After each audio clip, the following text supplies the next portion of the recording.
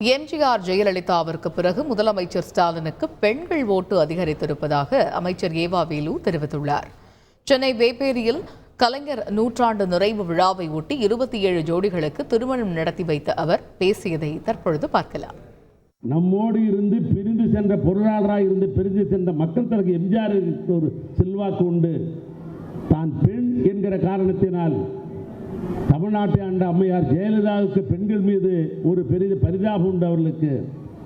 ஆனால் இன்றைக்கு எல்லாம் ஒட்டுமொத்தமாக பெண்கள் அன்பு சகோதரிகள் யார் பின்னால் இருக்கிறார் என்று சொன்னால் தமிழ்நாட்டு முதலமைச்சர் அருமையான தளபதி பின்னால் இருக்கிறார் என்பதற்கு இந்த தேர்தலில் நான் பிரச்சாரத்தில் மேற்கொள்கிற பொழுது நான் பார்த்தேன், கண்முல்லா காட்சியை பார்த்தேன். நாடாளுமன்ற வாக்குச்சாவடி என கணக்கு பார்க்கிற பொழுது நான் சொன்னது வென்றிருக்கிறது.